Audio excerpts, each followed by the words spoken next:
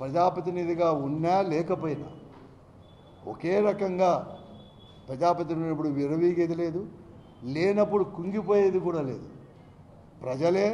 ప్రజల సమస్యలే మా సమస్యలుగా అధికారంలో ఉన్నప్పుడు కూడా ముఖ్యమంత్రి కావచ్చు, రాజశేఖర్ గారు ముఖ్యమంత్రి ఉన్నా, విజయభాస్కర్ రెడ్డి గారు ముఖ్యమంత్రి ఉన్నా, ఎవరున్నా పార్లమెంటులో మా పార్టీ అధికారంలో ఉన్నా కూడా 2004 ఉన్నప్పుడు కూడా రైల్వేకి మన జిల్లాలో కానీ గుంటకల్ దాంట్లో కూడా నిలదీసిన వాళ్ళమే అధికార పార్టీలో ఉండేవాళ్ళు, అంతేగాని మేమేం కాదు. అలాగే ఈరోజు కూడా అంతే. 4 మార్లు పార్లమెంట్ సభ్యులుగా ఉన్నాను, ఒక మారు మొట్టమొదటిసారిగా కూడా అసెంబ్లీగా ఉన్నాను. నా చేతనంతా డెవలప్ చేశాను అని చెప్పేసి మేము ఎప్పుడు కానీ విరవీగలేదు. ఎవరైనా కానీ అప్పుడు ప్రతిపక్ష పార్టీలు కానీ లేకపోతే ప్రతిపక్షంలో ఉండేవారు కానీ ఏ పార్టీ అయినా, కమ్యూనిస్ట్ పార్టీలు కావచ్చు, తెలుగుదేశం కావచ్చు, భారతీయ జనతా పార్టీ కావచ్చు, పెద్దలు కావచ్చు, మేధావులు కావచ్చు, ఉద్యోగ సంఘాలు కావచ్చు, పత్రికా విలేకరులు కావచ్చు, సూచనలు బహిరంగ చేసినా, ఇంకోటి చేసినా, విమర్శించినా కూడా సద్విమర్శలుగా, ఆ విమర్శల్లో ఎంతమాత్రం యథార్థాలు ఉన్నాయి, రాజకీయంగా చేశాడా లేకపోతే నిజంగా చేశాడా, నిజం చేసేటి ఎక్కడ సర్దుబాటు చేయాలా అని చెప్పేసి ఎక్కడ కానీ నోరు తెచ్చుకోకుండా ఎంతమంది కూడా చాలామంది అప్పుడు ఆన్సర్ చెప్పమని చేయకోకుండా సరిదిద్ది డెవలప్ చేసిన వాళ్ళని, ఈ జిల్లా బాగు చేసిన వాళ్ళని, అటు నీటి ప్రాజెక్టులు కావచ్చు, ఎవరు కావచ్చు, ఎప్పుడైనా. కానీ అదే విషయాన్ని మేము చెప్పాను అందరికీ. ఒక పేరు చెప్పలేదు, రాష్ట్రంలో ఉండే పరిస్థితులు చెప్పుకొని ఈడ మీవన్నీ కూడా సూపర్ 6 హామీలు అనేది కూడా అమలుపరచుకోకుండా ఇక్కడ అవినీతి ఇవన్నీ కూడా ఎక్కువైతా ఉంది. ఈ పరిస్థితుల్లో మీ శాసనసభ్యులు కానీ మీ పార్లమెంట్ సభ్యులు కూడా చాలామంది, ఎక్కువ మంది ఇసుక, మట్టి, మద్యము, బూడిద ఈ కొట్టాటలో ఆదాయాల కోసమే ఉన్నారు అని చెప్పిన మాత్రం వాస్తవం. నేను కట్టుబడి ఉన్నా. ఒకరిని ఉద్దేశించి, వ్యక్తిని కానీ ఉద్దేశించి కాదు, అందరినీ చెప్పిన. నేనే కాదు చెప్పింది, పత్రికలన్నీ ఘోషించినాయి. ఈనాడు చెప్పింది, జనతులు మద్యం వ్యాపారాలు ఎట్లా ఇంటర్ఫేర్ అవుతామని చెప్పి ఎలా చేసింది, జ్యోతి చెప్పింది, అన్ని పత్రికలు చెప్పినాయి, ఎలక్ట్రానిక్ మీడియా చెప్పినారు. అంతెందుకు ముఖ్యమంత్రి గారే చెప్తున్నారు, మీటింగ్లో, పార్టీ మీటింగ్లో చెప్తాను, ఇవన్నీ జరుగుతూ ఉంటాయి, సహించేది లేదు అని చెప్పినాడు. అందుకోసమే ఆయనకి మళ్ళీ ఏమన్నా అతను చెప్పినాక ఏమన్నా జరుగుతుందేమో అని ముఖ్యమంత్రి అనుకుంటాడేమని ముఖ్యమంత్రి గారికి కూడా చేరవేస్తామంది అంటే మేము చెప్పినామంతే. It is the voice of the people. కానీ సభ్య సమాజం తలదించుకునేటట్టు వాయి వరుస లేకోకుండా, మాకంటే కూడా వయసులో పెద్దవాడు, 5 సంవత్సరాలు 6 సంవత్సరాలు పెద్దవాడు, ఎట్లా మాట్లాడితే అంతే కూడా సిగ్గు. మమ్మల్ని వచ్చి దాని గురించి ఏమని కామెంట్ చేశారు? అందుకంటే సిగ్గుచేటు అనేది కూడా ఉందా అంటున్నాను. ఆయనే కాదు, ఆయనే కాకుండా ఎవరు మాట్లాడినా కడకు వాళ్ళ పార్టీ వాళ్ళు కూడా ఊరికే ఉన్నారు మీరేం చేయని చెప్పేసి ఒక మాఫియాను తయారు చేసుకొని, ఒక అమాయకుల్ని, ఏదో వాళ్ళ పార్టీలో ఉంటే ఉండొచ్చు, అమాయకుల్ని ఒక మాఫియా చేసుకొని మాటల దాడులు ఏం మాట్లాడు వాళ్ళ మాఫియాతో. అప్పుడు ఏదో వద్దు, నేను 10 రోజుల కింద రైతాంగ సమస్యలు మాట్లాడితే చేతనైతే బాధ్యత ఉంది కాబట్టి ఎందుకు తెలుగుదేశంలో ఎందుకు కాలువ శ్రీనివాసులు గారే మాట్లాడినాడు వాళ్ళ మీటింగ్లో. రైతుల యొక్క సమస్యలు ఎవరు కొనేవాళ్ళు లేరు, గిట్టుబాటు ధర కాలేదు, కొనండి, సెంటర్స్ ఓపెన్ చేసి అన్నాడు. అదే విషయం నేను చెప్తే చేయాలా కానీ బాధ్యత పెట్టుకుని చేయకోకుండా లడంగో లఫంగో ఏం మాట్లాడు. ఈయన మాట్లాడేదే కాదు, వాళ్ళతో కూడా మాట్లాడించి పాపం వాళ్ళని తయారు చేసి, అమాయకులు తయారు చేసుకొని వాళ్ళతో మాట్లాడించుకుంటా, వయస్సు గీస్తం లేకుండా అందరిపైన ఒకరిపైన వాళ్ళ పార్టీ వాళ్ళు మాట్లాడినే పోతారు, ఇంకోరు మాట్లాడినే పోతారు, మంత్రులు మాట్లాడినే పోతారు. వాళ్ళు ఎవరిని మాట్లాడేసి ఇదే వాళ్ళ సంస్కృతి. ఇది అంటారు ఎక్కడ నేర్చుకుంది? ఏదో మేము మాకు భూములు ఉన్నాయి, అవినీతి ఆరోపణలు చేస్తాను. నేను ఒకటి చెప్తున్నాను, నేను కూడా ఎలక్షన్ నిలబడినాను, 7 మార్లు ఎలక్షన్ మా తండ్రి గారు అంతా కలిస్తే 12 మార్లు మా ఇంట్లో 55 సంవత్సరాల్లో 12 మార్లు. 67 నుంచి మా తండ్రి గారు శాసనసభ్యుడే, 78 వరకు, మళ్ళీ 80 నుంచి శాసనమండలి సభ్యుడు, 89 నుంచి 96 వరకు కూడా పార్లమెంటు సభ్యులు 2 మార్లు. తర్వాత 96 నుంచి కూడా ఈ రాష్ట్రంలో తెలుగుదేశం పార్టీ అధికారంలో ఉన్నప్పుడు ఒకే ఒకడు మా పార్టీ నుంచి, కాంగ్రెస్ పార్టీ నుంచి ప్రాతినిధ్యం వహించేటప్పుడు కూడా నేను గెలిచిన వాళ్ళం. 96 నుంచి 4 మార్లు పార్లమెంట్ సభ్యులుగా ఉన్నాను.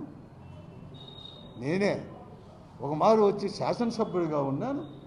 ఏమైనా ఉంటే మీరే కదా అధికారంలో ఉన్నారు, కేంద్రంలో ఉన్నారు, రాష్ట్రంలో ఉన్నారు, మీరే ఉన్నారు. ఎంక్వైరీ చేయండి, నేను సహకరిస్తాను ఎంక్వైరీకి. నా పైన, నా కుటుంబం పైన. మేము ఎప్పుడు భూములు మేము వచ్చి పెద్దగా కొనలే. 78లోనో 77లోనో మా తండ్రి గారు ఆయనకు వచ్చిన ఆస్తి, మా అమ్మకు వచ్చిన ఆస్తి, డ్యూటీలో ఆస్తులు అమ్మి ఆడ కొన్నాం, భూములు కొన్నాం. నాకెంత దేశమంతా ఏమి నాకేం భూములు లేవు, ఆడ చూసినా ఇంకోటి లేదు. ఆడుండేది అన్నీ కొండాయి. మేము 3 అన్నదమ్ములు ఈ పొద్దు కూడా కలిసి ఒకే ఇంట్లో, మా నాయన కట్టించిన ఇంట్లో 67, 68లో కట్టించిన ఇంట్లో, అదే ఇంట్లో అక్కడే ఉన్నాం. అందరికీ తెలుసు. మీరు పిల్లప్పుడు, నేను పిల్లప్పుడు ఉండేప్పుడు కూడా ఆడే ఉన్నాం. అందరికీ తెలుసు. 56 ఏళ్ళు 57 ఏళ్ళు అయింది ఆ ఇంట్లోనే ఉండి, అదే ఇంట్లో అదే గుణాదే అదే పునాదే. ఆ ఇంట్లోనే 100 రోజులు కూడా మీ కుటుంబ సభ్యులు కూడా పండుకొని రాత్రి కూడా పండుకొని పోయిన వాళ్ళు. మేము అంత పోయిన వాళ్ళు. మేము కొత్త ఇండ్లు ఏమి రాలే, ఆడ కొత్తగా భూములు కూడా రాలేదు. మళ్ళీ మేమేం కొనింది కూడా కాదు, మా నాయన కొనిండేది. ఏమైనా కొనింటే 2 ఎకరాలు 3 ఎకరాలు ఆ నీళ్ళ కోసం ఎండిపోయేటప్పుడు, చెట్టు ఎండిపోయేటప్పుడు నీళ్ళ కోసం ఏడన్నా కొన్నామేమో అంతే. కొన్ని నీళ్లు తీసుకొచ్చినాం దూరం నుంచి తప్ప ఆడ ఉండేటివే ఎవరికి ఏం లేదు. ఎంక్వైరీ చేసుకోండి. అంతెందుకు, ఎంక్వైరీతో పాటు నీకు నిజాయితీ ఉంటే, నీకు ధైర్యం ఉంటే, నీ పైన మీ కుటుంబం పైన మీరే ఎంక్వైరీ చేసుకోండి. 85 నుంచి మీరు కూడా శాసనసభ్యులుగా ఉన్నారు కదా, మేము 67 నుంచి చేసుకోండి. మా నాయన 67 నుంచి 68, 69 నుంచి కూడా ఉన్నాడు. వాళ్ళకేం భూములు ఉంటాయి, వీళ్ళకేమో అన్నీ కూడా చేసుకోండి. ఎవరికి అభ్యంతరం లేదు. కైనా ఉన్నారు, కింద ఉన్నారు, నిజాయితీ ఉన్నారు, సహకరిస్తాను. ధైర్యం ఉంటే మీరు కూడా చేసుకోండి. మీ ఆస్తులు బీస్తులు. ఇంకోడు ఏమంది ఇంటికి వచ్చి కొడతామంటారు తప్ప ఎవరు అన్నారా? అసలు మేము అంత సులభంగా ఉంటుందా? నేనేం విడిచిపెట్టి చాలా చెప్తాను, నేనే చెప్తాను కదా. 5 మార్లు ప్రజాప్రతినిధిగా అయినాను, ఓడిపోయినప్పుడు ఈ ఊరు విడిచిపెట్టలే. గెలిచినప్పుడు కూడా ఢిల్లీలోనూ హైదరాబాద్లోనూ మీ మాదిరి కూడా నేనేం లేదు. నేనేం ఎప్పుడు ఊరు విడిచిపెట్టలే. ఓడిపోయినప్పుడు ఇంట్లో నేను అదే ఇంట్లో ఉన్నాను. నేను గన్మెన్ కూడా ఓడిపోతానే గన్మెన్ కూడా తీసేస్తాను. నేను గన్మెన్ కూడా మళ్ళీ కావాలని కూడా అడగం. మళ్ళీ కారులో కూడా మీ మాదిరి 4 కార్లు 5 కార్లు పెట్టుకునే శక్తి కూడా లేదు ఈ పొద్దుకి కూడా. ఈ నిమాళ్ళు ప్రజాప్రతినిధికి అయినా కూడా 4, 5, రెండోది కూడా పెట్టుకోలేము. ఒకనే పోతాను, లేకపోతే 2 పోతాను. నాకేం భేషజ్వాలాలు లేదు, ఏమీ లేదు, దాపరికం లేదు, ఏమీ లేదు. People are great Anantapur. ఓడించినా గెలిపించినా కూడా మాతో ఇప్పుడు మేము ఖర్చులు పెట్టుకొని పోగొట్టుకుని పార్టీ నెక్స్ట్ ఈజ్ పార్టీ పెట్టుకోండి అంతే. మీ మాదిరి అట్లా మీరు ఇంటికి వచ్చి బెదిరిస్తామంటే 1 తూరు కాదు 2 తూర్లు మాట్లాడతాం. ఎందుకంటే మీ మాట నేను మాట్లాడను. ఎందుకంటే అందరు కూడా ఉన్నారు, మాకే కాదు ప్రతి ఒక్క కుటుంబంలో కూడా అక్కలు, చెల్లెలు, భార్య, తమ్ముళ్ళు అందరికీ ఉంటారు. మీ మాదిరి మేము మాట్లాడేది కాదు, మాకు అట్లా లేదు, నేర్పిలేదు. ఎవరు మాట్లాడరు. నేను చెప్తాను, ఎప్పుడు విడిచిపెట్టలేదు. 94లో ఈ రాష్ట్రంలో అధికారం కాలిపోతే మీ అందరూ కూడా ఊరు విడిచిపెట్టిపోతే, కడక మున్సిపల్ ఎన్నికల్లో కూడా నిలబడకపోతే, ఇనానమస్కి వచ్చి వద్దు, బాగలేదు, పరిస్థితులు బాగలేదు, దౌర్జన్యమైన తెలుగుదేశం వాళ్ళది అని చెప్పేసి మీరంతా ఊరు విడిచిపెట్టి బెంగళూరులో పోయి వ్యాపారాలు చేసుకుంటూ సంసారాలు చేసుకుంటే, ఆ రోజు రఘువీరెడ్డి గారు కానీ, నేను కానీ, ఇంకా చాలామంది కానీ, కమ్యూనిస్టు వాళ్ళు కానీ, ఆ రోజు మీ యొక్క దురాఘాతాలు కమ్యూనిస్ట్ పార్టీలు పోరాడినా కూడా అటువంటి దురాఘాతాలే మళ్ళీ 94 నుంచి కూడా ప్రారంభమైన. ప్రభుత్వం మారినా, పార్టీలు మారినా, వ్యక్తులు మారినా అవే అవుతున్నాయని చెప్పేసి వారుతో కలిసి అంతా కలిసి ప్రజాస్వామ్యాన్ని కాపాడేదే కాకుండా మీ రాజకీయాన్ని కూడా మేము కాపాడినామయ్యా. నువ్వు మళ్ళీ 2004లోనే మళ్ళీ మీరు గెలిచినట్టు వచ్చి 2004లోనే ఆ తర్వాత మళ్ళీ కూడా 10 సంవత్సరాలు అధికారంలోకి వచ్చింది చేసింది. ఓడిపోయినప్పుడు పరిగెత్తుకొని బెంగళూరు, హైదరాబాద్ ఎందుకు మాకు లేవడా? బెంగళూరు, హైదరాబాద్లో ఎక్కడ ఇల్లు పోయి పండుకొని కూడా లేవు. ఇదే ఉండేది, ఈడే ఉండాలి. ఆ తెలుగుదేశం తర్వాత మీరేమి లేరేడు జిల్లాలో ఏదో మాట్లాడుతున్నారు అంతా. కానీ ఎవరొద్దన్నారు ఆ పొద్దు మేము తప్పు చేసింటే గట్టిగా మాట్లాడిండాల్సింది, వాయిస్ ఇచ్చిండాల్సింది. ఎందుకు అంత భయపడిపోవాలా? ఇచ్చినారు కదా మీ పార్టీ వాళ్ళందరూ, మిగతా వాళ్ళంతా ఇచ్చి మీకు కాపాడుకున్నారు కదా. అధికారం ఉన్నప్పుడు మాత్రమే మీకు ఇవన్నీ కూడా. అందరినీ కొడతారు, అందరినీ తిడతారు, వ్యాపారాలన్నీ మాకే కావాలంటారు, జిల్లాలో అందరినీ చేస్తారు.